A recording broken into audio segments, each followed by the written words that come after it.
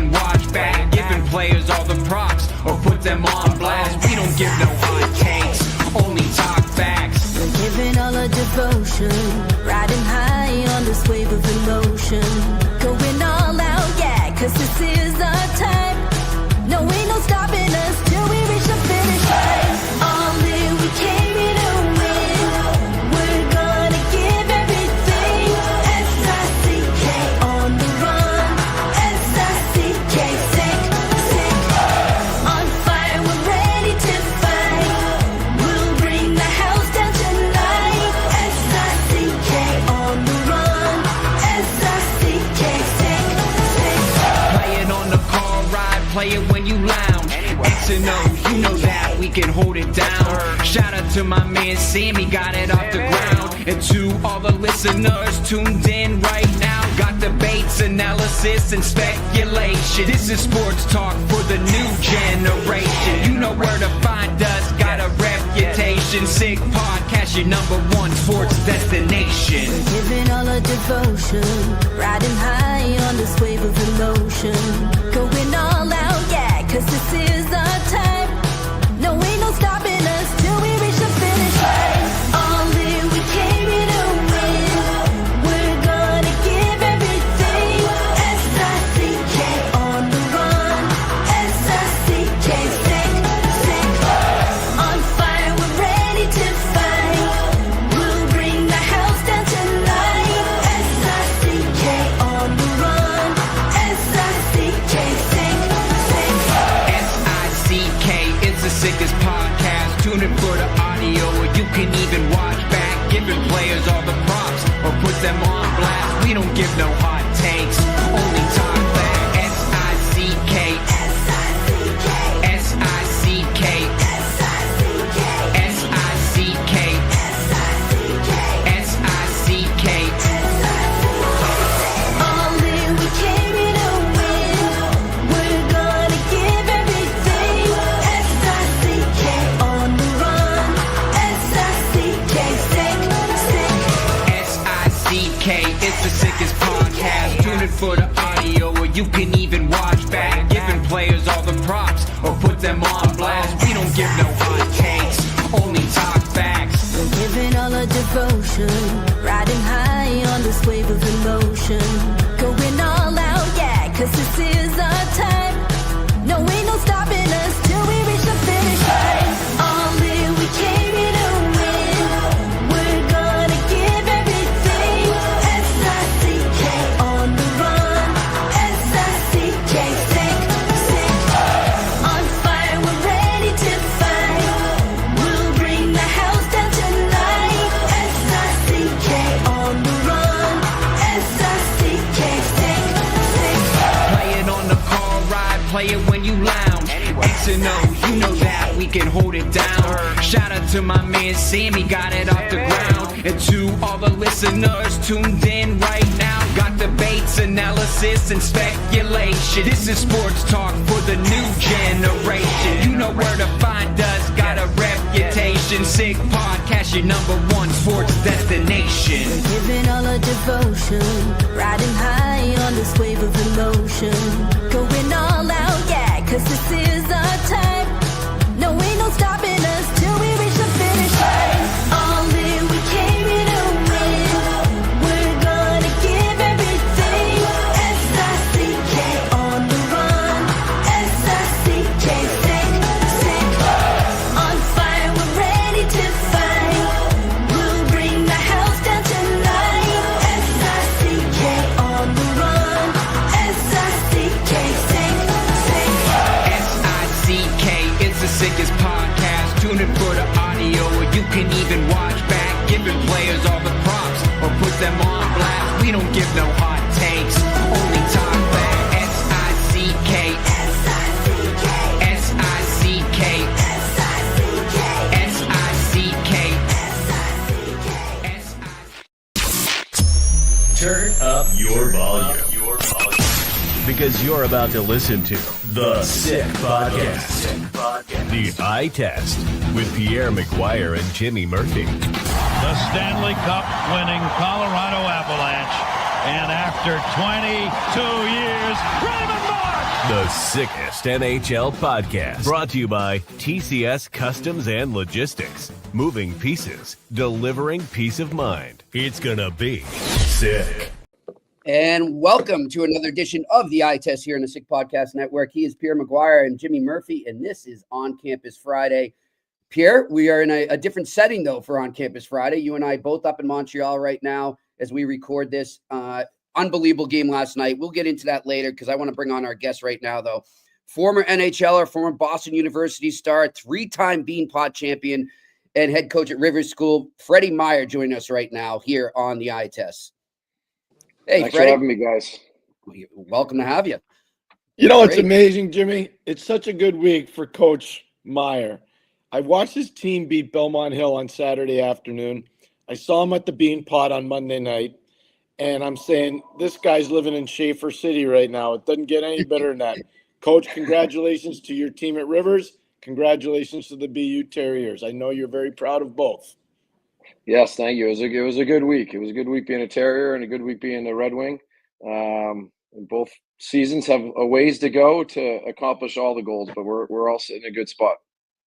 Coach, when you watch that Beanpot, I mean, we had Mike Ruzioni on a couple weeks ago teeing up the Beanpot. I think it was the first Monday of the tournament. And, you know, he says, I'm pretty proud to say I've never played in a consolation game. Now, you played in one, but what does it mean to you that BU basically has owned this tournament so much?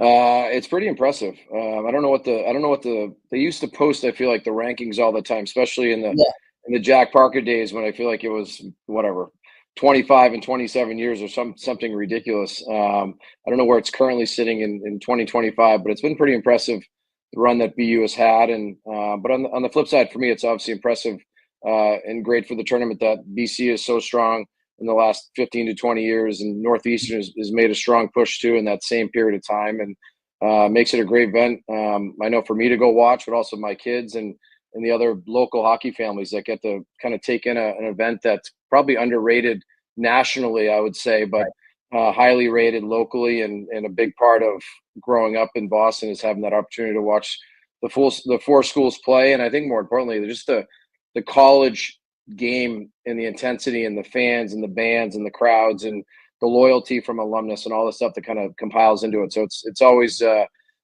good. The second Monday, obviously, playing in the second game is obviously a pretty powerful moment for these kids and us as fans. You know what's a cool thing about your story? You were an undrafted player out of BU, but you were a guy that played in the National Team Development Program. And then I'm at the game the other day, and I'm seeing Macklin Celebrini there, and I'm seeing Lane Hudson there. I'm seeing you there. I know Jay Pandolfo's coaching the team. I'm seeing all these BU guys, the extension of the program. When you see Lane Hudson and Macklin Celebrini there, what does that say to you as a BU alum? No, it's great. And I'm sure, obviously, you know, with Jay's son on our team, Sammy, and he was obviously around those guys a lot last year on campus for, post game or random Mondays that we had off. And but obviously the support is great. And I think, you know, what do they say? You bleed red, or once you always put it on, you bleed red. And I think obviously those guys are holding tight. And obviously they're at the game on Monday night. And I think Macklin was actually waving the BU banner up in the upper deck to get the students revved up. So I'm sure they're excited to see him back, and not kind of, obviously he was only there for 1 year. So sometimes you get concerned with guys that are obviously only there for a short period of time, but it seems like he obviously fell in love with the city and fell in love with the school, and as we can say, bleeds red for BU. I'm glad Pierre brought up the National Development Program there, Freddie. You were there in the early stages of that program, playing there. It's grown so much since then. I saw a story today about, you know, there's something like 10 or 12, I think, maybe alumni in this Four Nations face-off that Pierre and I up here in Montreal covering. What have you thought about the growth of that program and all the NHL stars it's created? Yeah, it's pretty impressive. Obviously, I was there for the first 2 years of the program, and I remember the days that Bob Mancini came up to the backwoods of New Hampshire when I was at Cardigan Mountain School and met my parents and kind of explained what him and Jeff Jackson were trying to get off the ground. And my parents didn't know much growing up and living in the middle of New Hampshire, so it seemed like a good opportunity. And they put me on signed the dotted contract, and then flew me out there in September. And I guess we were probably guinea pigs for the first couple of years there to figure out what this thing was going to look like. But I think overall, It's really served its purpose of putting USA Hockey on the map and producing, a high level player at the world level or at the NHL level. And, it's pretty amazing the guys that have come through there and the success. Obviously, they've had in a program winning medals, but also the success guys have had playing in the National Hockey League. You talked about Coach Jack Parker before. You played for him. Tell us about Jack Parker. I know him. I coached against him. You actually played for him. Tell us about Jack Parker. I'd say Jack and I sometimes would butt heads in terms of styles of play, but obviously Jack had an incredible run at BU, and obviously I got a lot of respect and admire Coach in terms of his ability to fire up the troops and motivate the team, and we'll say work the refs maybe a little bit here and there, and obviously win hockey games that were super important to the program. And I think anybody that has longevity in that he had at BU, it just shows of how successful he was and what he was able to do for that program. And I don't say put it on the map, but send it into a different world. And obviously, from the Quinnies and the Pandolfos that have taken on, since Jack left in the last 10 plus years, to keep it going in the right direction and have them vying for national championships every year. Do you still draw on him at all for just mentorship and advice as a coach?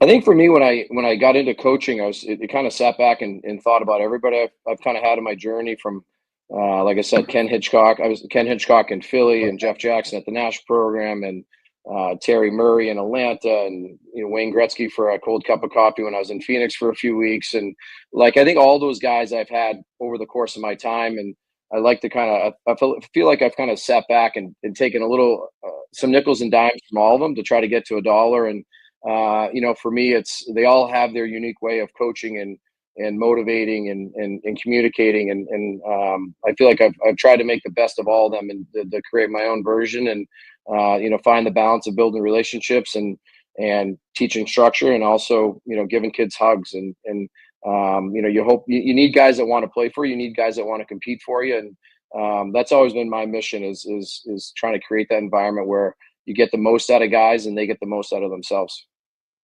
Many moons ago, I spent a lot of time in a small town by a lake called Örnsköldsvik in Sweden. I know that's where you finished your career with Modo. I just know that the players that used to come out of there were fantastic. And I knew when you went over there, I never had a chance to talk to you about it, but I was excited for you. How was that experience for you, Freddie? We absolutely loved it as a family. If I didn't get hurt, I don't know if we'd still be there, but we might be. Obviously you're living essentially at the North Pole. So right now it would be pitch dark out and you'd be looking around, what the heck are we going to do? But no, we loved our experience in Sweden, the style of play, the town, the culture, all of it was really good. And I literally was speaking with somebody yesterday post game here at Rivers, and they kind of asked about both my boys and where did they get started playing hockey. And, for us, they started in Sweden at the North Pole, and they would have, snowsuits on and Peter Forsberg Jofa bubbles and pushing chairs out on the pond that the Public Works maintained. And we went and skated every day, and they just went from falling down to pushing chairs to grabbing sticks and pucks and haven't looked back since. Hey, Jimmy, we had a chance to watch a pretty good player from Örnsköldsvik last night, Victor Hedman, play for Sweden. Yeah. He's a pretty good player. Yeah, they've had a sneaky track record of some really good players that have come through those doors. And I guess I was just lucky to get dressed in the same locker room as some of those guys back in the day. I wouldn't put myself anywhere near their level of play and commitment to the game. Well, I'm going to tell you one thing right now, Jimmy. He's selling himself short. I've always been a fan of Freddie. I watched him play a lot. Even going back to Cardigan Mountain days, that used to be the feeder system, Jimmy. And I don't know if he'll tell you this, Freddie, but it used to be the feeder system for St. Paul's, and it used to be the feeder system for Deerfield. Those two prep schools have just made tons of gains because of the players that were developed at Cardigan Mountain. So I just don't watch Freddie play for a long time. He was a good player, very good player. Freddie, how did you end up getting to Rivers School and coaching there?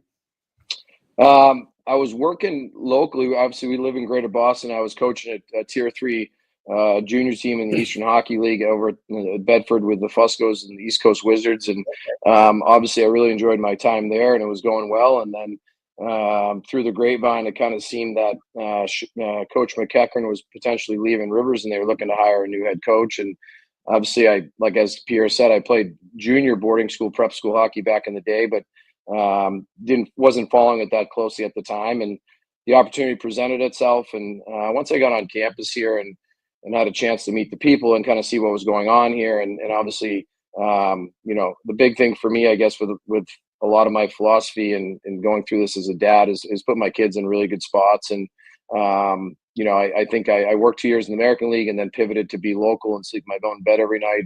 I don't want to say I'm an over possessive dad, but I've had the great opportunity to probably coach them every single day of their life almost. And not that I don't trust somebody else, but I just wanted to be hands-on with them and kind of pass on the love of the game that I had to them and kind of let them foster it and take it as far as they can. And obviously Rivers presented that opportunity where they would come to school here. I could drive them to school every day and drive them home every day. And now they're both playing the past 2 years for the high school team and just having a great experience here in the classroom, on the ice, and trying to become better humans. Freddie, as somebody that's been a hockey lifer, how much will the CHL situation affect your decision-making as a coach, as a father, as somebody who's a guardian of the game? It's a great question. It's obviously so new with what's going on with the CHL. I think we'd be all kind of blind if we weren't trying to get ahead of this thing to figure this thing out. The one thing I do love about Rivers is we have a really young team. We had a young team last year, and I do think probably over the course of time, prep hockey will continue to get younger. And I think, what I would say to a family out there that might be listening is if your kid's too good for prep hockey, then you should start looking for that next step. And is that CHL? Is that USHL? Those options will present themselves if you're good enough. But make sure you dominate it where you're at before you make that step. And as you mentioned, I'm living through it as a dad currently with my son Carter. That's a ninth grader that's having a pretty good run, and trying to figure out like what does his next 6 to 8 months look like, and what's the best spot for him to same way keep getting bigger, faster, stronger, and developing on and off the ice to ultimately try to play college hockey somewhere and maybe chase the dream of trying to play pro hockey down the road. Yeah, we've talked about this many times here in the show, and one common theme I'm seeing, Freddie, is that a lot of coaches from the different leagues and the different levels, prep, college, CHL, are starting to reach out to each other and try and understand more how to navigate it. Have you done that yet, or have you looked into other areas that you're not familiar with yet? I guess just working through it in talking to guys that have come to our games. I would say in my 5 years, there's never been Quebec Major Junior GMs or scouts at our games, and now they're at a lot of our games. Right. And on the flip side, talking to Simon Gagne that's up in Quebec, there's now college scouts that are watching his game, looking to take on guys on the back end of it. So I think, I think at the end of the day, I hope the system's in place for what's best for the players to maximize development. And obviously, does it take away potentially from some jobs of some college kids locally, potentially? But I think it's going to make the game better. I think it's going to give kids more options. I think it's going to make the college game that much stronger and, challenge us as, let's say, local Americans or greater Boston Americans to get better if you're worried about losing your job to a Canadian, potentially that might not have had the opportunity in the past to come down, or a kid that's gone up there that needs to come back to he's not ready for the NHL or ready for the American League, and he wants to play a few years of college hockey and continue to develop. And I think it's great when families have options. Like I think it's good for development, it's good for the brand, and hopefully it does. When we look back in 5 years, it has put the game in a better spot to maximize development. And is it winning more Canadian medals or U.S. medals?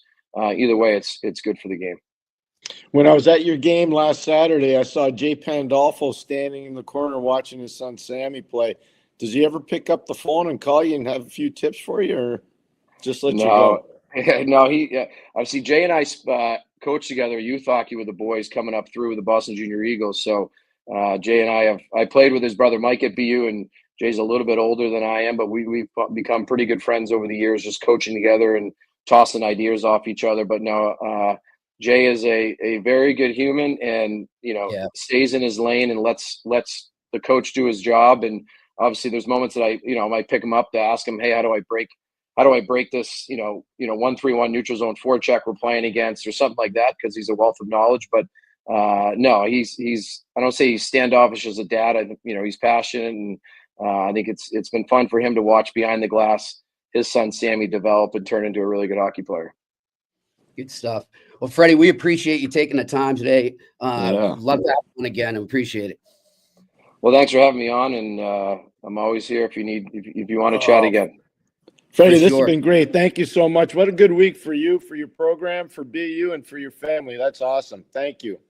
Thank you, guys. St. Sebastian's Arrows, okay? That's my alumni. We're 2-0 this year on St. Sebastian's. That doesn't usually happen. So I'll keep that. I'm going to keep that in my back pocket because they're usually pretty strong. They're down a little this year. They're a little bit younger, and like I said, the Red Wings at Rivers are flying pretty good right now, and hopefully we can finish strong. All right. Well, best of luck this season. We'll talk to you down the line. Okay. Thanks, guys. Be good. Freddy Meyer joined us on the eye test. Man, I remember watching him play, Pierre. He could move the puck. I mean, he was one of those great puck moving D-men. He was an undrafted player, undersized, undrafted player, started in the American Hockey League with the Philadelphia Phantoms, eventually made the Philadelphia Flyers, and he had a really solid career, a solid 7 years of pro hockey in North America. And for an undersized guy that was never drafted, that's an amazing accomplishment. I've watched this team play a few times. I've watched him run practices in the summer. He's a very competent coach. I wouldn't be surprised once his boys are a little bit older if he doesn't go the college hockey route and take over a program somewhere, because he's that good of a coach. But I wanted him to come on today, Jimmy, more than anything else, to talk about the legacy of the Bean Pot, because it's been a big focus of our show for a long time, especially with our West End Johnnies. Right. And also the fact that BU had won, and he had won 3 Bean Pots over the course of his career. Yeah. And like we say, BU just owns that tournament. It's unreal, the legacy they have there, Pierre. Speaking of West End Johnnies, we will be there on Monday, right before the second game of the Four Nations face-off, 6 to 7 p.m. And again, on Thursday before the championship game, 6 to 7 p.m. that night as well. But before that, Pierre, we're going to be here in Montreal tomorrow on the Saturday, 6 to 7 p.m. before the night game here at the Bell Center. Pierre, looking back, we're recording this on Thursday, so the game on Thursday night has not been played yet. But looking back at Wednesday, just your quick take, Pierre. I mean, that was some action there at the end. It looked like it was going to be a blowout, and then all of a sudden, Sweden got back into it, and we had a back-and-forth game and a dramatic finish in overtime. You just nailed it. That's a great description of how the game was played out. The one thing I always thought was going to happen in this tournament is that Crosby and Nathan McKinnon and Mark Stone would be a factor. I didn't think it would happen that quickly. The power play assist from Crosby to McKinnon is all world. It's crazy. It's a crazy play. 3 assists for Crosby in game 1 is fantastic. I didn't love Jordan Binnington's game until the end. I don't know if you agree or not, but I thought some of the goals were a little bit shaky. But man, oh man, it shows you why they went with him. He battled. I mean, that reminded me of that first period of Game 7, 2019, Boston versus St. Louis. He battled in that first period. He allowed his team to get a lead. They never looked back. He didn't allow his team to get a lead and hold it this time. But boy, oh boy, when it came to winning time and overtime, that guy stood on his head. He was really good. Yeah, for sure. And I think here, that's probably, I would imagine, one of the reasons that he's on this team. It's like, we spoke about this leading into the tournament period, is that Canada is so stacked up front, and they have obviously a lot of talent in the back end as well, but they've got so much firepower that I think they look at it, and I'm just speaking for myself, in my opinion here, but I think they look at it as, we're going to get enough goals in. We just need, when it comes down to nitty gritty, when it comes down to, like you said, winning time, we need you to come through then. And that's what he did. And I think that's why he's there.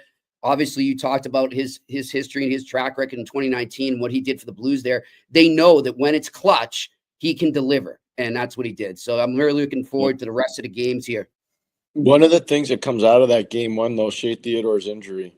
Yes. And you can't add to your roster. And that's something nobody's really talking about right now. And I was thinking about it today. Now, the good news is for them, Travis Sanheim is not a weak link. He can play. Yep. And it happens to Shea Theodore, who plays on the left side, and Sanheim is very comfortable playing on the left side. So it shouldn't be, like, Sanheim's a good player. But Shea Theodore's a heck of a player. There's a difference. Like, Theodore can transport the puck, and he can move it with his passing. Sanheim's more of a stopper, and yeah, he can move it, but he's not the same as Shea Theodore. So I don't know how big a role that will play. What I'm concerned about, and you've talked about this, and I know I've listened to you on it. What happens when a guy gets hurt and it's pretty serious and it affects his ability to go back and help his team? So now Vegas doesn't have Alex Pietrangelo here because of injury, even though he was playing, and now they lose Shea Theodore. How long? What happens if Shea Theodore's gone for 2 months? Well, they're already saying week to week. The Vegas Golden Knights already posted a tweet this morning saying it's week to week. And you're right, Pierre. And unfortunately, I'm not trying to be Sally Downer here, but I mean, realistically, this probably isn't going to be the only injury that we see. I mean, these guys are going hard. There was no, holding back at all there. They were going at it like as if this was a Stanley Cup final. So you're bound to see more injuries. And that's a great point. Like, that's going to be a topic, I think, after this tournament, Pierre, is, what do teams think of that? Like, they want them to represent their countries. They're all excited about the best on best, but at the same time, they've got a team to run at home, and they've got to get that team to the playoffs and hopefully win a Stanley Cup. So I agree with you. That's going to be an interesting topic as we go on. I heard Commissioner Bettman say they want to have a lot of international events. Well, I can tell you right now, when you get to the Board of Governors meetings, and let's say 5 teams got affected because of injuries at an international event, I'm going to tell you right now, owners are going to say, no chance. Yet. Yeah. I love that. Speaking of the Russians, wish they were there. Anyhow, Pierre, but I agree with you, and when it comes down, I mean, what if it's a team that's, let's say, battling in the wild card or something, right? And they're battling for that last spot in the playoffs, and an injury here in one of these tournaments does prevent them from getting that spot. Hey, there goes that first round playoff gate that you're looking for. There goes that extra money you're hoping for. You're right. The owners are not going to be happy about that. No, I think it's something that's going to – now, I'm not saying it's happening now because we have only had one injury, and I hope there's no more. Chances are, and I loved your point because I agree, the All-Star game, and I've coached in it, that's not really a game, okay? It's just – it's an exercise. It's a skate. It's an exercise. That game last night, that was a game. That was a playoff caliber, high end. Yep. Whether it's an Olympic medal game or whether it's a Stanley Cup playoff game, that's what that was last night in game 1. 100%. I couldn't agree with you more. Yeah. So my concern is, okay, you're an owner, and let's say you lose 3 players. Let's say you're Vegas and you got 8 guys here and you lose 3. And I'm not laughing at them. You think that Mr. Foley's going to want to be part of this? No. Going forward, not a chance. No. So let's say you're Florida and you got 6 or 7 guys here, and let's say you lose 2, and you're the defending Stanley Cup champs, and you get knocked out in the first round.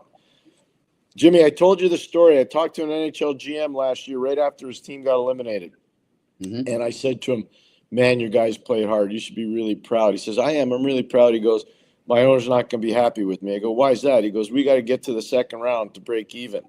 That's our break-even point." And he said, "I'm concerned about it." And I said, "Well, yeah, but that's not on you. I mean, your team played it. They gave everything they had. That team had nothing left to give." And I told you this story about it and back then, and I think this is the first time I'm sharing it on in the public domain. But I would just tell you, like, the injuries are the thing that, based on the pace that was going on last night, that's the way it's going to be the whole way. There's going to be more injuries. So you're right about that. There is. All right. Well, let's get to our sponsors, Pierre. Let's tell you about TCS Customs and Logistics.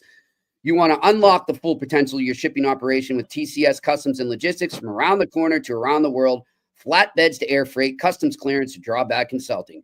TCS is a one-stop shop for all things transport, moving pieces and delivering a peace of mind. For no obligation customs or freight quote, contact sickpodcast at shiptcs.com. Contact sickpodcast at shiptcs.com. And of course, our other sponsor, Betway. You can go there right now, go all the way with Betway and get a free bet up to $200 if your first bet loses. That's right. You get rewarded even if you lose. Scan the QR code right now, right there in front of you, or go to the website and go to the details section and create your new account. This offer is only available for new customers right now. It is not available in Ontario. Terms and conditions apply. You must be 18 plus. Please play responsibly.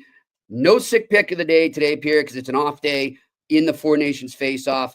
But, as we were talking before the tournament started, if people out there are still looking for futures, we both agree that USA and Canada will likely make it to the final. Though I'll tell you, That game I don't know.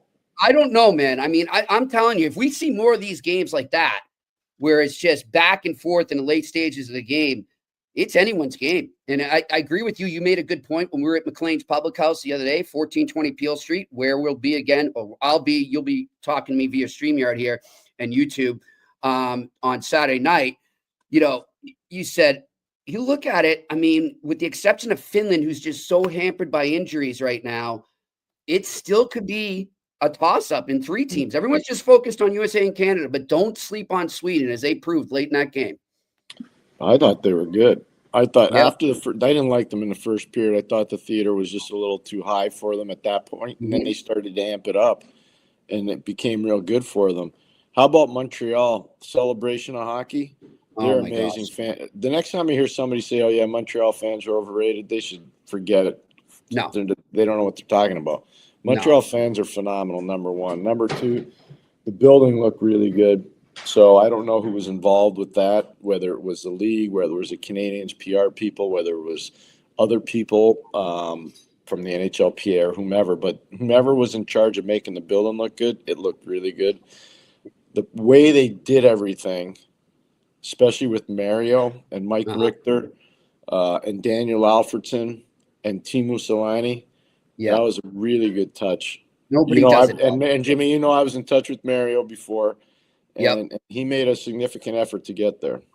Yeah, he did. It wasn't like he was just coming in from next door. Let's put it that way. Yeah, we'll put it that way. And Pierre, you're so right on Montreal. I mean, honestly, you've been way more rinks than me professionally, but just in my career covering games and being across the NHL and going to different cities, there is no better place. When it comes to presentation, when it comes to passion for the game, there's no better place. And, it's funny, after you left here, we stayed there. You watched the first period. I stayed there for a bit after at McLean's Public House, and I saw an old friend of mine. His name is Gord Crooner. He's from England, and he's a big soccer fan. He moved over to Montreal a few years back, and he said to me, he goes, I've seen so many English Premier League games and soccer games in Europe, and it's well known how passionate they are about soccer there. He said, this is just like it. This is right on par with it. Like the passion, the atmosphere reminds me a lot of going to a game in the Premier League. So I think that's high praise for what this city does. That's huge. I think for anything to be compared to a Premiership game that's high praise, significant praise. I thought the caliber of the game was good, which is important. I thought the caliber of the officiating was good. I think it was Donnelly and Rooney worked last night. Yeah, I thought they both did a very good job in that game, because that's a hard game to call. Yeah. Because, you're like at the beginning, do I call that or do I not? Like, how do I want to? So they call the Nylander high stick early, and Canada obviously gets the magical goal with the Crosby assist over to McKinnon. But it was a right call. It was a high stick. Yeah. Like Willie Nylander hit the guy with a high stick. I mean, what are you going to do? It's a penalty. So I think that kind of set the tone, too, the way the officials worked the game. I was really impressed, really, really impressed by everything.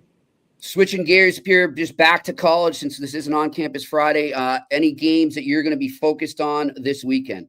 A lot, actually. It's not just one game in particular. There are a lot of series happening this weekend, whether it's in the ECC. And just so everybody's out there understanding, weather's playing a role for a lot of these teams that have to travel this weekend.